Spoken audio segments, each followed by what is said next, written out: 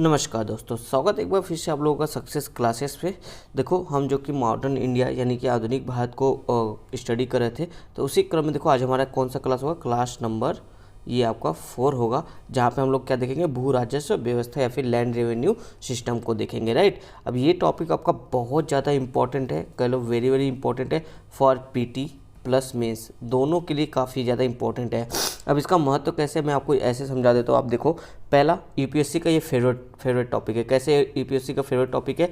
क्योंकि देखो ये पहला, देखो ये किसानों से जुड़ा हुआ मुद्दा है। राइट, तो किसानों से जितने जुड़े हुए मुद्दे होते हैं वो यूपीएससी का फेवरेट टॉपिक होता है, चाहे वो आधुनिक समय में हो, चाहे ऐतिहासिक समय में हो, चाहे इतिहास में, चाहे प्रेजेंट में, कभी कब हो, वो हमेशा से यूपीएससी का फेवरेट टॉपिक रहा है, चाहे वो पीटी के लिए आप देखो, चाहे मेंस के लिए देखो। राइट, देखो ये आपका कृषि अर्थव्यवस्था से जुड़ा हुआ है, यानी कि एग्रीकल्चर इकोनॉमी से जुड़ा हुआ है। और उस टाइम पे जो हमारा इकोनॉमी था पूरी तरह से एग्रीकल्चर पे ही डिपेंडेंट था और एग्रीकल्चर वाला ही इकोनॉमी था। ठीक है, तो इस वजह से भी ये टॉपिक आपका इंपॉर्टेंट हो जाता है। थर्ड, इसमें देखो हमारा जो एग्रीकल्चर इकोनॉमी था वो भू राजस्व व्यवस्था के कारण देखोगे तो एकदम त्रस्त हो गया, नष्ट हो गया।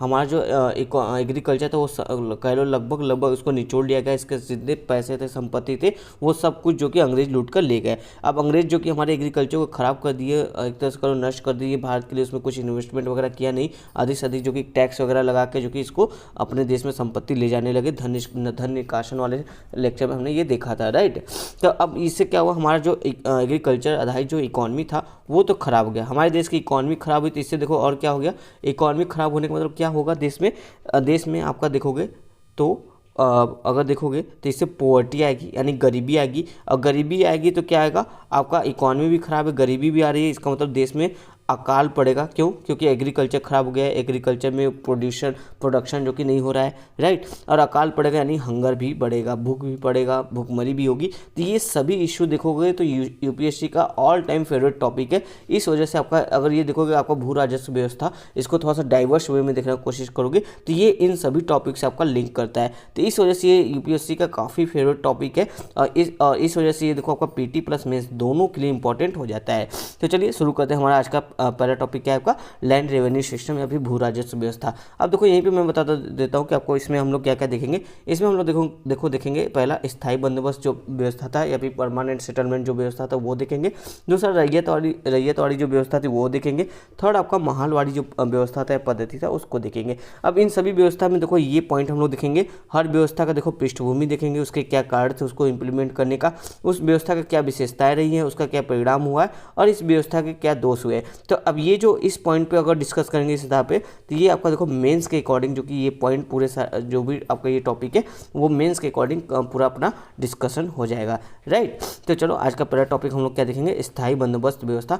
शुरू करने से पहले एक मैप ये देख लो, आपको और बेहतर समझ में आ जाएगा कि ये आपका, जैसे कि आपका जो परमानेंट सेटलमेंट यानी स्थायी बंदोबस्त व्यवस्था अगर इंडिया के मैप में देखोगे तो ये आपका देखो मेजरली यहाँ पे था, बंगाल, बिहार, उड़ीसा में इस जगह पे इसको लागू किया गया था। और यहाँ का जो एग्रीकल्चर था वो परमानेंट सेटलमेंट के हिसाब से चलता था। इसी तरह अगर देखो आप महलवाड़ी जो व्यवस्था है वो देखोगे पंजाब और यूपी के क्षेत्र में था। यहाँ पर अगर मैं आपको लोकेट करने की कोशिश करूँ तो ये जो रेड वाला एरिया है, ये देख लो आप, रेड वाला जो ये एरिया है ये महलवाड़ी व्यवस्था के अंतर्गत है। यहाँ कुछ पंजाब का, कुछ यूपी का, कुछ करो सेंट्रल इंडिया का भी पार्ट इसमें आ जाता था। राइट, इसी तरह देखो ये जो ग्रीन वाला एरिया है ये आपका पूरा क्या है, परमानेंट सेटलमेंट का एरिया है, जिसमें देखो बंगाल, बिहार, उड़ीसा का एरिया आ रहा है। फिर देखो एक लास्ट जो हमारा था रैयत वाली व्यवस्था। रैयत किसको बोला जाता है? रैयत देखो अगर साउथ में जाओगे तो रैयत मतलब किसान होता है। ठीक है, रैयत किसान के लिए वर्ड यूज किया जाता है। रैयत का अर्थ होता है किसान, तो यानी कि जो आपका इसी हिसाब से अंदाजा लगा लोगे कि रैयत वाली व्यवस्था कहाँ थी, हमारी साउथ में थी, तो इसलिए इसको रैयत वाली व्यवस्था बोलते हैं। ये इसमें देखो मेजर लोकेशन कौन था, बॉम्बे का एरिया था और मद्रास का एरिया था। ये देखो जो आपका ब्राउन कलर में है ये देखो मद्रास का एरिया, ये कुछ बॉम्बे के एरिया। तो यहाँ पे आपका जो कि रैयत वाली व्यवस्था था। उम्मीद है दोनों मैप से आपको क्लियर हो गया होगा कि कौन सा जो कि व्यवस्था कहाँ पे था। अब आपको इसको पढ़ने और समझने में और इजी रहेगा। राइट, तो चलो शुरू करते हैं। ये हमारा शुरू करने से पहले हमारा सक्सेस क्लासेस, अगर अभी तक चैनल को आपने सब्सक्राइब नहीं किया तो फटाफट से चैनल को सब्सक्राइब करके चैनल के साथ जुड़ जाइए। तो देखते हैं इसका पृष्ठभूमि, थोड़ा सा बैकग्राउंड समझने की कोशिश करेंगे द परमानेंट सेटलमेंट यानी कि आपका स्थायी बंदोबस्त व्यवस्था के विषय में। तो देखो इसमें कहा जा रहा है स्थायी बंदोबस्त व्यवस्था बंगाल, बिहार, उड़ीसा, संयुक्त प्रांत के बनारस खंड तथा उत्तरी कर्नाटक में अपनाई गई। तो ये प्रीति के हिसाब से आप ध्यान रख लेना कहाँ कहाँ पे ये अपनाई गई है। लॉर्ड कॉर्नवालिस ने 1793 ईस्वी में स्थायी बंदोबस्त व्यवस्था लागू की थी। तो किसने लागू किया था? ये आपके जो लॉर्ड कॉर्नवालिस साहब थे उन्होंने इसको लागू किया था। कब? 1793 में। तो ये ध्यान रखना। फिर देखो आगे बोला जा रहा है कि स्थायी बंदोबस्त के आधार पर जमींदार भूमि के स्वामी बना दिए गए। यानी कि यहाँ पे कुछ देखो विशेषताएं बताई जा रही है इसकी। तो इसमें क्या होता था, जो जमींदार वर्ग था उसको जो किसान की भूमि थी उसको स्वामी बना दिया जाता था इस व्यवस्था के अंतर्गत। जब तक जमींदार सरकार को निश्चित लगान देते रहते थे तब तक भूमि पर उनका अधिकार सुनिश्चित रहता था। लगान नहीं देने की स्थिति में उन्हें अधिकार से वंचित किया जा सकता था। इस व्यवस्था के तहत ब्रिटिश भारत के कुल क्षेत्रफल का लगभग देखोगे तो 19% भाग सम्मिलित था। तो यानी यहाँ पे बोला जाता है कि अगर देखो जब तक वो अंग्रेज को लगान दे रहे हैं आपके जमींदार, तब तक जो कि भूमि के वो मालिक है। लेकिन जिस दिन से उन्होंने जो कि लगान देना बंद कर दिया, लगान नहीं दे रहे हैं, किसी भी कारणवश से लगान की उगाही नहीं कर पा रहे या फिर लगान नहीं दे रहे, तो उस समय जो कि ब्रिटिशर्स क्या करते थे, उनसे जो जमींदारी व्यवस्था थी उससे उनको छीन कर किसी और को दे देते थे बोली लगाकर। तो इस तरह से भी इसमें प्रावधान था। इसकी विशेषता ये आप ध्यान रखिएगा। फिर देखो इसमें आगे बोला जा रहा है, यह जमींदारी व्यवस्था अंग्रेजों की देन थी तथा इसमें कई आर्थिक उद्देश्य निहित थे। इस पद्धति को जागीरदारी, मालगुजारी, बिस्वेदारी, इस्तमरारी इत्यादि भिन्न भिन्न नामों से भी जाना जाता था। इसके अंतर्गत भू राजस्व सदैव के लिए निश्चित कर दिया जाता था, जबकि वहीं अन्य पद्धतियों में 10 वर्ष के पश्चात भूमि कर को परिवर्तित किया जाता था। इसकी एक और इम्पॉर्टेंट विशेषता क्या है कि जो आपका परमानेंट, देखो इसका परमानेंट सेटलमेंट क्यों नाम पड़ा, स्थायी, जो आपका स्थायी बंदोबस्त क्यों नाम पड़ा, देखो यहाँ पे कुछ परमानेंट है, स्थायी क्या स्थायी है आपका, जो आपका टैक्स जो भू राजस्व था यानी कि परसेंटेज था कि 1/11 भाग जो कि राजस्व का किसान जो आपके जागीरदार है या जमींदार है वो रखेंगे, और जो आपका 10/11 पार्ट है वो जो कि ब्रिटिशर्स रखेंगे राजस्व गाय का। तो ये जो था ये निश्चित था, ये परिवर्तित नहीं होना था, इसी वजह से ये स्थायी था, इसी वजह से इसका नाम रख दिया गया स्थायी व्यवस्था या फिर परमानेंट सेटलमेंट। ठीक है, तो इसका नामकरण भी इसी वजह से हुआ, तो ये भी ध्यान रखना। और लेकिन इसके अलावा देखो जो आपके महालवाड़ी आय रही है तो अड़िया है, तो ये देखो 10 वर्ष में यहाँ पे जो आपका टैक्स का जो फिक्स किया गया था उसको 10 वर्ष के पश्चात उसको चेंज किया जा सकता था, जबकि आपका परमानेंट सेटलमेंट में जो कि वो उसको परमानेंट के लिए कर दिया गया था, उसमें चेंजेस वगैरह नहीं होने थे, इस तरह का व्यवस्था किया गया था। राइट, अब देखो यहाँ पे इसको क्यों अपनाया गया अंग्रेजों द्वारा, इसके कुछ कारण रहे हैं वो हम लोग देख लेते हैं। तो देखो इससे क्या हुआ, कंपनी को क्या इससे बेनिफिट होता है, कंपनी ने क्यों इसको लागू किया, तो वही हम समझेंगे इसके ये कंपनी के लिए कैसे लाभदायी है। तो इसने देखो कंपनी के लिए एक निश्चित और स्थिर आय सुनिश्चित की। यानी कि अब देखो जो भू राजस्व की उगाही है वो जो कि जमींदार करेंगे, और इससे देखो 10/11 भाग जो कि अंग्रेजों को चाहिए था, तो ये अंग्रेजों को लगातार कंटिन्यू जमींदार द्वारा दिया जाएगा। खुद जो कि जमींदार उनके घर उनके द्वार पर जाएंगे, उनको पैसा दे के वापस चले आएंगे। तो इस तरह से क्या होता था, उनको कंपनी थी उसको देखो एक निश्चित और स्थिर आय जो कि सुनिश्चित हो गई, उसके और भी जो क्रियाकलाप थे सेना प्रशासन प्रबंधन वगैरह उसके लिए। राइट, तो इस वजह से जो कि इसको लाया गया था। फिर वो आगे बोला जा रहा है, इसने सरकार को समय समय पर भू राजस्व के मूल्यांकन तथा भिन्न भिन्न व्यवस्थाओं को लागू करने की बाध्यता से मुक्त कर दिया। यानी कि देखो ये आपका जो कि परमानेंट सेटलमेंट था, यहाँ पे बार बार जो कि टैक्स स्लैब में परिवर्तन नहीं करना था, जो एक बार टैक्स फिक्स हो गया वही रह गया था। तो ये जो एक थोड़ा सा प्रशासनिक झंझट था उससे जो देखोगे तो अंग्रेज जो कि थोड़ा सा मुक्त हो गए थे। राइट, फिर देखो नेक्स्ट यहाँ पर बोला जा रहा है, राजस्व संग्रह का उत्तरदायित्व देखोगे तो मध्यस्थ या जमींदार को प्रदान किया गया था। इसने कंपनी पर प्रशासन का बोझ कम कर दिया। यानी कि अब जो आपको टैक्स वसूलना है, राजस्व की वसूली करना है, रेवेन्यू की वसूली करना है, वो देखो जमींदार के हाथों में सौंप दिया। तो इससे देखो जो कंपनी का जो भार था, प्रशासनिक भार, थोड़ा सा रेवेन्यू कलेक्ट करने का, वो कम हो गया। तो ये कंपनी को बेनिफिट होता है, इस वजह से जो कि कंपनी इसको इंप्लीमेंट करना चाहती थी। फिर देखो नेक्स्ट बोला जाता है, स्थायी बंदोबस्त व्यवस्था को लागू करते समय यह सोचा गया कि राजस्व की एक निश्चित मात्रा जमींदारों को कृषि में निवेश करने के लिए प्रेरित करेगी। यानी कि जो अंग्रेज है उन्होंने कुछ इस तरह से इसको जब लाया था, ये सोचा था कि जो 10/11 भाग तो हमको मिलेगा, 1/11 भाग जो कि रेवेन्यू का जमींदारों को मिलेगा। तो जमींदार क्या करेंगे, इसमें से भी कुछ भाग जो कि एग्रीकल्चर में इन्वेस्ट करेंगे। ठीक है, इन्होंने ऐसा सोचा था ब्रिटिशर्स ने, इस तरह की बातें यहाँ पे बताई जा रही है। फिर देखो यहाँ पे वही बोला जा रहा है कि कॉर्नवालिस ने सोचा था कि इस व्यवस्था में कृषि के विकास से व्यापार और वाणिज्य में भी वृद्धि होगी तथा समय समय पर कर में वृद्धि से सरकार अपने राजस्व में वृद्धि कर सकेगी। हालांकि ऐसा नहीं हुआ। यानी कि जो इन्होंने सोचा था कि अगर इस तरह का हम व्यवस्था लागू करेंगे और जो जमींदार है वो जो एग्रीकल्चर में इन्वेस्टमेंट करेंगे, जो टैक्स वसूलेंगे उसमें से जो उनका शेयर बनेगा उसी में से जो कि ये इन्वेस्टमेंट वगैरह करेंगे, तो जब कृषि में इन्वेस्ट होगा तो क्या होगा, कृषि का प्रोडक्शन बढ़ेगा, कृषि का प्रोडक्शन बढ़ेगा तो कृषि का रेवेन्यू भी बढ़ेगा, राजस्व की और उगाही होगी। तो इससे देखो अल्टीमेट देखोगे तो ब्रिटिशर्स का फायदा होगा। लेकिन जो आपके जमींदार थे उन्होंने बड़ी चालाकी से इन्होंने देखो लैंड में जो कि इन्वेस्टमेंट वगैरह नहीं किया, यानी भूमि जो आपका एग्रीकल्चर लैंड था वहाँ पे जो देखोगे तो इन्वेस्टमेंट नहीं किया। जब इन्वेस्टमेंट नहीं किया तो प्रोडक्शन नहीं बढ़ा और धीरे धीरे देखोगे तो एग्रीकल्चर की दुर्दशा ही होती चली गई। इस तरह से देखोगे तो जो कॉर्नवालिस ने सोचा था कि इससे हमारा लैंड रेवेन्यू और बढ़ेगा, तो वो चीज़ नहीं हो पाया। तो ये एक थोड़ा सा नेगेटिव था इसके लिए। फिर देखो यहाँ पे बोला जा रहा है कि एक ऐसे वफादार समूह का निर्माण किया गया जिसके तहत जिसके हित भारत में ब्रिटिश शासन को जारी रखने में निहित करते थे। यानी जो आपका जमींदार वर्ग था वह देखो पूरी तरह से ब्रिटिशर्स की तरफ से था, ब्रिटिशर्स जैसा करते थे वैसा वो करते थे। यानी कि ब्रिटिशर्स के हित, ब्रिटिशर्स शासन जो था उसके हित के लिए भारत में एक इन्होंने अपना एक वफादार समूह का निर्माण कर लिया था जमींदार के रूप में। तो ये कुछ इनको इस तरह से इसका बेनिफिट वगैरह मिलता था। अब देखो कुछ विशेषताएं यहाँ पे और बताई जा रही है, उसको भी हम लोग देख लेते हैं। तो देखो इसकी विशेषताओं में बताया जा रहा है कि जितने जमींदार थे आपको उनको देखो भूमि का स्थायी मालिक बना दिया गया। ठीक है, जो जमींदार थे वो भूमि के स्थायी मालिक उनको स्थायी मालिक बना दिया गया। यानी जो देखो वास्तविक भूमि तो किसानों की थी, लेकिन उसका वास्तविक मालिक किसको बना दिया गया, जमींदारों को बना दिया गया अंग्रेजों के द्वारा। ठीक है, अब देखो ये जो जमींदार थे वो क्या कर सकते थे, वो इस भूमि को बेच सकते थे, गिरवी भी रख सकते थे तथा इसे हस्तांतरित कर सकते थे। भूमि पर उसका अधिकार पैतृक एवं हस्तांतरण हो गया था। यानी कि वो अपने बेटे को, पोते को, जिसको चाहे उसको जो कि हस्तांतरण भी कर सकते थे। यानी कि देखो भूमि वास्तविक में देखो तो वो किसी किसान की भूमि है, लेकिन अब उसको एक तरह से कह लो जो जमींदार है उसको हड़प लिया है। अब उसको देखो ये चाहे तो बेच भी सकता है, गिरवी भी रख सकता है या फिर अपने आने वाली पीढ़ी को सौंप भी सकता है। तो इस तरह की इतना ज़्यादा जो कि जमींदार को पावर दिया गया था। राइट, तो ये इसका काफ़ी इंपॉर्टेंट जो कि विशेषता रही है। ये देखो पीटी में एक बार पूछा भी गया है आपका परमानेंट सेटलमेंट के स्टेटमेंट में, तो वहाँ पर यही पूछा गया था कि इसका जो इसमें जो अधिकार दिया जाता है जमींदार को वो पैतृक एवं हस्तांतरणीय होता है। तो ये वाला स्टेटमेंट बिल्कुल सही था। जी हाँ, इसमें इस तरह की व्यवस्था की गई थी। फिर देखो अब यहाँ पे बोला जाता है यदि कोई जमींदार निश्चित तारीख तक भू राजस्व की निर्धारित राशि जमा नहीं करता था तो उसकी जमींदारी नीलाम कर दी जाती थी। जी हाँ, जैसे हमने ऊपर पढ़ा था कि अगर जमींदार जो है उसने वो देखो जो रेवेन्यू अगर अंग्रेजों को नहीं दे रहा है यानी ब्रिटिशर्स को नहीं दे रहा है, तो ब्रिटिशर्स क्या करते थे, उससे ये जो भूमि का मालिकाना हक था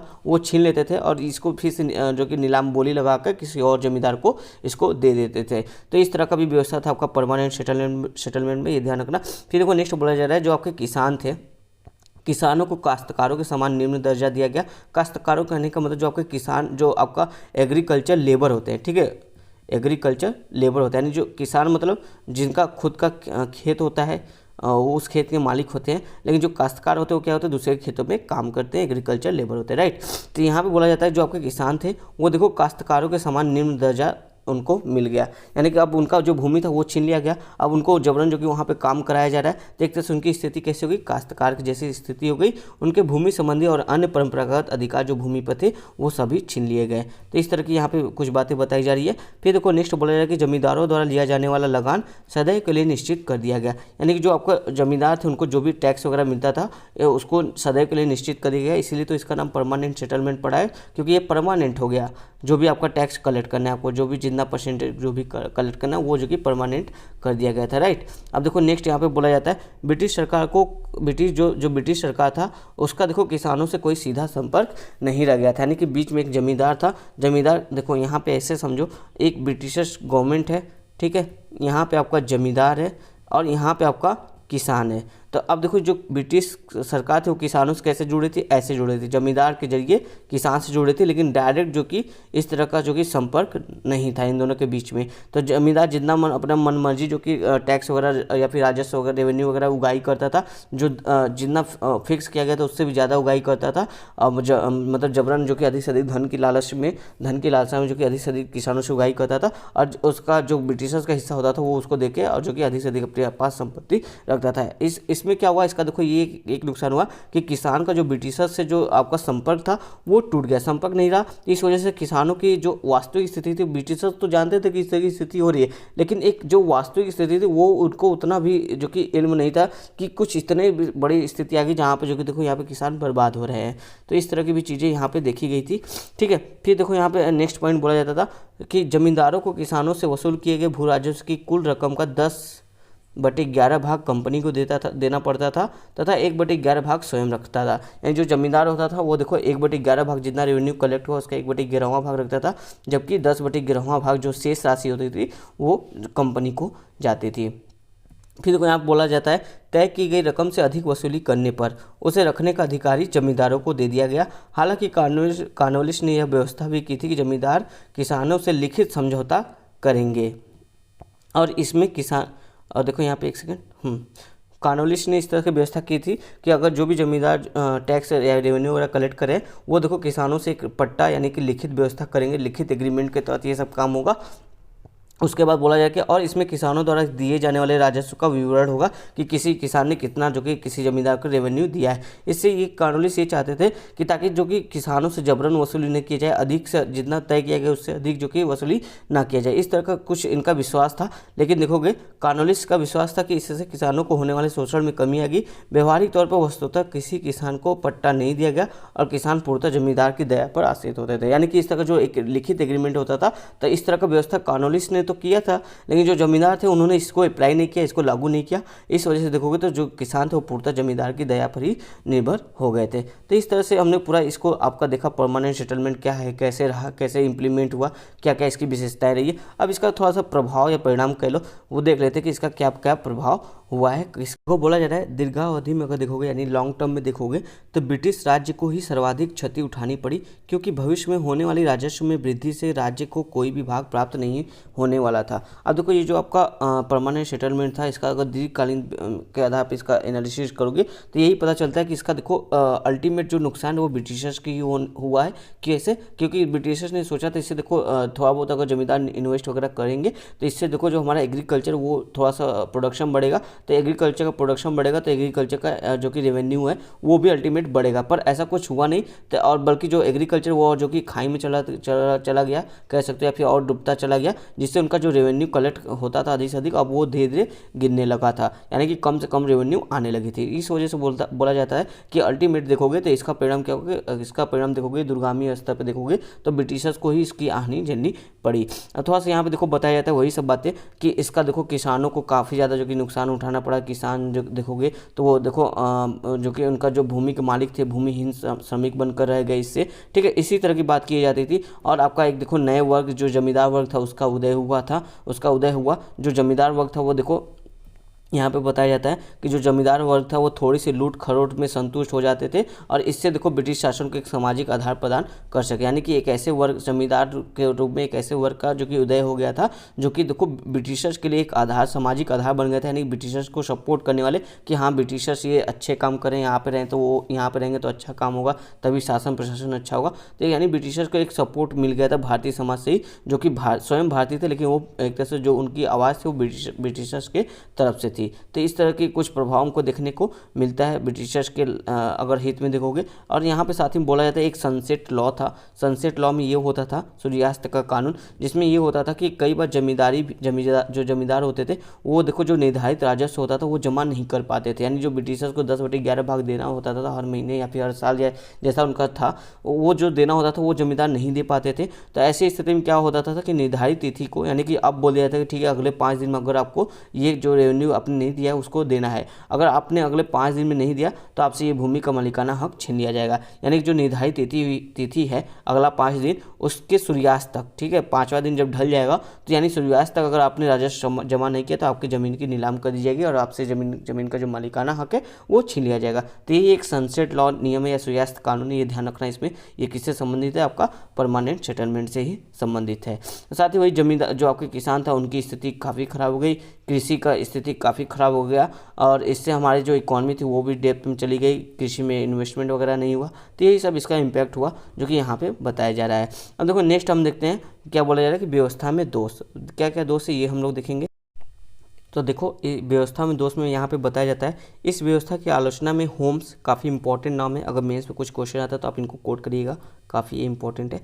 होम्स ने कहा था कि स्थायी व्यवस्था एक भयानक भूल थी, यहाँ के कृषकों ने, एक सेकेंड, देखो होम्स ने क्या कहा था, जो आपका ये परमानेंट सेटलमेंट थी ये एक भयानक भूल थी, यहाँ के कृषकों ने इससे कुछ भी लाभ नहीं उठाया, जमींदार अपने लगान को तय समय में जमा करने में असमर्थ रहे और साथ ही उनकी भूमि को भी सरकार के लाभ के लिए बेच दिया गया। यानी कि ओवरऑल देखोगे तो यहाँ पे ये एक तरह से देखोगे तो लूज सिचुएशन है, यानी कि किसी को ज़्यादा लाभ नहीं हुआ, ना ही जमींदार, क्योंकि जमींदार देखो अगर लगान नहीं दे पाते थे तो उनकी भूमि जो कि गवर्नमेंट जो कि ले लेती थी या उनसे जो भी बकाया वगैरह वो सब हड़प लेती थी, ठीक है, गवर्नमेंट के पास वो जो कि भूमि भूमि आ जाती थी गवर्नमेंट करने मतलब जो आपकी कंपनी थी उनके पास, राइट। और दूसरा जो किसान थे वो उनकी स्थिति तो दुर्दशा हो ही गई थी, और कंपनी को जो अच्छा खासा पहले रेवेन्यू मिलता था, लेकिन अब कृषि के तबाह होने से वो रेवेन्यू भी नहीं मिला है। यानी कि ये देखो लूज लूज सिचुएशन है तीनों एंगल के लिए, चाहे वो कंपनी हो, चाहे आपके जमींदार हो, चाहे आपके किसान हो। लेकिन कंपनी को कहीं ना कहीं अल्टीमेट बाद में फायदा होता है, मतलब दुरुस्त फायदा है। कैसे? देखो एक जमींदार वर्ग का जो कि उदय होता है, वो जमींदार वर्ग देखोगे कंपनी के हित में ही हमेशा अंत तक जो कि खड़ा होता है। तो इस तरह की स्थिति देखने को मिलती है, यानी कि एक सामाजिक आधार कंपनी को मिलता है भारतीय समाज में। इस वजह से देखोगे तो ब्रिटिशर्स को ये फायदा होता है, देखने को मिलता है। तो ये होम्स यही बात यहाँ पे बताते हैं। देख लेते हैं इस व्यवस्था में क्या दोस्तों। तो देखो नेक्स्ट पॉइंट में बोला जा रहा है कि इस व्यवस्था के लागू होने से सरकार का किसानों के साथ कोई प्रत्यक्ष संपर्क नहीं रह गया। परिणामतः सरकार किसानों का वास्तविक स्थिति से परिचित न होने के कारण उनके प्रति उदासीन बनी रही। यानी कि देखो किसानों का संपर्क किससे था? यहाँ पे आपके किसान है, यहाँ पे जमींदार है, यहाँ पे ब्रिटिशर्स है। तो किसानों का कोई जो कि सीधा संपर्क नहीं था, ये जमींदार से होकर ही किसानों का संपर्क होता था। लेकिन जमींदार जो थे वो किसानों की स्थिति के बारे में जो कि ब्रिटिशर्स को ज़्यादा कुछ अच्छे से जो कि नहीं बताते थे। तो इस वजह से बोला जाता है जो एक तरह से ब्रिटिशर्स जो थे वो हमारे गवर्नमेंट टाइप के बिहेव करते थे, गवर्नमेंट थे हमारे किसानों के, तो उन्होंने किसानों पे ध्यान वगैरह नहीं दिया, जिससे किसानों की स्थिति और दयनीय होती चली गई। फिर देखो इसके दोस्त में बताया कि बाढ़ एवं अकाल के समय पर सरकार माल गुजारी वसूली में कोई भी छूट नहीं देती थी। जमींदारी किसानों को अधिक आर्थिक शोषण करते थे। यानी देखो अगर बाढ़ आ गया, अकाल आ गया, तो इस समय ऑब्वियस सी बात है खेती तो होगी नहीं, जो भी फसल रहा वो सब नष्ट हो गया होगा। लेकिन जो आपके गवर्नमेंट थी उसने क्या बोला कि हमको देखो रेवेन्यू तो पूरा चाहिए भैया, रेवेन्यू में हम कोई कमी नहीं करेंगे, चाहे बाढ़ है, अकाल है, कुछ भी हो, चाहे अपना घर बेचो, कुछ भी बेचो, ठीक है। तो जब इस तरह की स्थिति होती थी, जमींदार को बोला गया कि हमको पूरा रेवेन्यू चाहिए, आप पूरा रेवेन्यू लेकर आइए। तो जमींदार क्या करते थे? वो देखो किसानों का आर्थिक शोषण करते थे, वो उनकी जमीन गिरवी करवा लेते थे, उनको जो कि उच्च ब्याज पे जो कि पैसे देने लगे थे। तो इस तरह से उनकी पूरी भूमि संपत्ति वगैरह सब कुछ हड़पना शुरू कर दिए थे। तो किसानों का काफ़ी ज़्यादा शोषण होने लगा। तो इसका ये एक दोष हो गया कि इससे देखो किसानों का काफ़ी आर्थिक शोषण हमको देखने को मिला था। आर्थिक के साथ साथ कह सकते हो सामाजिक शोषण भी यहाँ पे देखने को मिल सकता है। तो इस तरह से अगर आप देखोगे कंक्लूजन करते हैं तो ओवरऑल इस व्यवस्था के दोष के बारे में बात किया जा रहा है। तो इस प्रकार लॉर्ड कॉर्नवालिस की स्थायी बंदोबस्त में व्याप्त खामियों के आधार पर हम कह सकते हैं कि इससे कंपनी की आय में कमी, भूमि की उर्वरा शक्ति का नष्ट होना एवं जमींदारों के अधिक शक्तिशाली होने में सहयोग मिला है। तो ओवरऑल अगर कंक्लूजन देखोगे तो आपको यही पता चलेगा कि जो आपका परमानेंट सेटलमेंट था इससे क्या हुआ, इससे कंपनी की जो इनकम थी, पहले देखो ऐसे रेवेन्यू तो आपका एग्रीकल्चर लैंड से मिलता था, लेकिन अब एग्रीकल्चर ही तबाह हो गया तो कहाँ से रेवेन्यू मिलेगा, यानी कि उनके रेवेन्यू में कमी हो गई। और जो आपका भूमि की उर्वरा थी वो भी जो कि खत्म हुई, क्योंकि डाइवर्स एग्रीकल्चर होता था, लेकिन अब डाइवर्स एग्रीकल्चर नहीं होकर जो किसान चाहते थे, मतलब जो आपको ब्रिटिशर्स चाहते थे उस टाइप की खेती मजबूरन में करा रहे थे। तो इससे देखो जो भूमि की उर्वरा शक्ति वो नष्ट हो गई। क्यों? क्योंकि अब डाइवर्स खेती नहीं होती, एक ही टाइप की खेती होती थी। फिर साथ ही देखो यहाँ पे बोला जाता है कि जो जमींदार थे उनको देखो अधिक शक्तिशाली बना दिया गया। तो ये ओवरऑल इसका पूरा कंक्लूजन हमको देखने को मिलता है। अब देखो ये जो आपका परमानेंट सेटलमेंट है इसका विश्लेषण देखो हम अदर एंगल से भी देखने की कोशिश करेंगे और डायमेंशन से देखने की कोशिश करेंगे। जैसे ब्रिटिश के दृष्टिकोण से इसको देखें कि ये ओवरऑल कैसा रहा, किसान की दृष्टिकोण से देखें किसको तो कैसा रहा, तो और साथ में स्वतंत्रता संघर्ष पर इसका क्या प्रभाव रहा है। तो ये छोटा सा और थोड़ा सा टॉपिक बचा, इसको भी देख लेते हैं। यहीं पे ये आपका ये वाला टॉपिक खत्म हो जाएगा, स्थायी बंदोबस्त। तो देखो ब्रिटिश शासन के दृष्टिकोण से देखोगे आपका स्थायी बंदोबस्त यानी कि परमानेंट सेटलमेंट को, तो बोला जाए कि इस व्यवस्था से कंपनी को प्रशासनिक कार्यों में सहायता मिली। यानी कि जो आपका कंपनी का प्रशासनिक कार्य था वो उसका जो भार था वो कम हो गया। क्यों? क्योंकि अब देखो जो जमींदार थे वो देखो रेवेन्यू कलेक्ट वगैरह करने लगे थे। फिर नेक्स्ट बोला जा रहा है यद्यपि इससे कंपनी शासन को कोई विशेष आर्थिक लाभ नहीं हुआ। क्यों? क्योंकि जो आपका एग्रीकल्चर रेवेन्यू अच्छा खासा मिला था, लेकिन एग्रीकल्चर के तबाह होने से वो रेवेन्यू धीरे धीरे कम होने लगा। यानी कि इससे देखोगे तो कंपनी को ओवरऑल देखोगे तो कोई खास लाभ प्राप्त नहीं हुआ। फिर नेक्स्ट बोला जा रहा है इससे कंपनी भारत में जमींदार जैसे एक समर्थक वर्ग के रूप में एक सामाजिक आधार प्राप्त करने में कुछ हद तक सफल रही है। तो यानी कंपनी को एक सामाजिक आधार देने के लिए आपका जमींदार वर्ग का उदय हुआ जो कंपनी को सपोर्ट करती थी। फिर देखो यहाँ पे बोला जा रहा है कि अगर किसान के दृष्टिकोण से देखें तो ये व्यवस्था कैसा था, तो यहाँ पे बोला जा रहा है इस व्यवस्था का कृषकों पर विनाशकारी प्रभाव पड़ा है। जमींदार किसानों को किसानों का निर्ममता से शोषण करने लगा, यानी कि काफ़ी जो कि निर्दयीपूर्ण से जो कि उनका शोषण करते थे। जो जमींदार थे काफ़ी हद तक गिर जाते थे उनका शोषण करने में, अधिक से अधिक रेवेन्यू कलेक्ट करने में, राइट। फिर देखो यहाँ से बोला जाता है कि किसान नेक्स्ट में कि किसानों से बेगार भेंट उपहार लिया जाने लगा, किसानों का जमीन पर कोई अधिकारी नहीं रह गया, यानी कि जो किसान थे उनका जमीन पर कोई अधिकार नहीं रह गया, उनकी ज़मीन भी ले ली गई, उनसे उपहार भी लिया जाता था, भेंट भी लिया जाता था, बेगारी भी कराई जाती थी। बेगारी करने के बाद उनको बिना मजदूरी दिए उनसे श्रम लेना, उनसे कार्य कराना। तो ये सब कुछ देखोगे तो ओवरऑल देखो तो किसानों के लिए काफ़ी जो कि विनाशकारी प्रभाव इसका रहा है। अब देखो जब भी मेंस में अगर आप आंसर लिखते हो ना तो आपको अपने आंसर में आपको जैसे स्ट्रक्चर में बता देता हूँ, अगर आपका स्थायी बंदोबस्त व्यवस्था से कोई क्वेश्चन आता है, कुछ क्वेश्चन आता है, तो बेसिक जो आपको एक आंसर लिखना है, तो आप स्थायी बंदोबस्त व्यवस्था क्या है, कब लागू हुआ, किसने लागू किया, और किस एक भारत का मैप बना के बताओगे, ये देखो बंगाल, बिहार, उड़ीसा के स्थान पे जो कि इसको लागू किया गया था। इस तरह से आप जो कि इंट्रो अपना शुरू करोगे। फिर उसके बाद इसकी विशेषता बताओगे, ठीक है। अब इसके विशेषता बताने के बाद आप इसको जो कि इसके जो भी विशेषताएं हैं उसको देखो पॉइंट वाइज या फिर एक डायग्राम के थ्रू ऐसे ऐसे एंगल करके बना के जो कि बताओगे। ये कुछ 5-6 मुख्य मुख्य विशेषता रही है जो हमने ऊपर पढ़ा। फिर उसके बाद देखो इसको अब यहाँ पे आता है ये ट्विस्ट, हमने जो ये पढ़ा है स्थायी बंदोबस्त के विश्लेषण के आयाम। तो यहाँ पे आप देखो लिखोगे, उसके बाद आपका मेन बॉडी में ही जब आपने इसकी विशेषता बता दी उसके बाद लिखोगे ब्रिटिश शासन के दृष्टिकोण से देखोगे तो ये स्थायी व्यवस्था कैसा रहा, किसानों के दृष्टिकोण से देखो तो ये व्यवस्था कैसा रहा। फिर देखो एक लास्ट टॉपिक हमारा इसमें बचा है, लास्ट पॉइंट, स्वतंत्रता संघर्ष पर इसका क्या प्रभाव रहा है इस दृष्टिकोण का। तो देखो यहाँ बोला जा रहा है स्थायी बंदोबस्त से सर्वाधिक लाभ जमींदारों को हुआ, इस व्यवस्था से कृषकों का असंतोष बढ़ता गया जिसका प्रभाव आने वाले कृषक आंदोलन पर दिखाई दिया। इससे स्वतंत्रता आंदोलन को मजबूती मिली।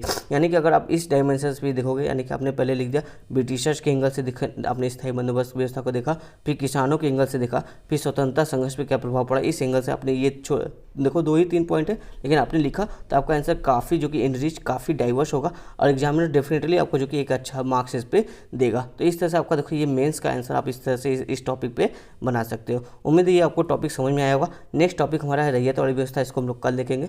वीडियो की लेंथ काफ़ी लंबी हो चुकी है, तब तक कल मिलेंगे, तब तक के लिए धन्यवाद दोस्तों।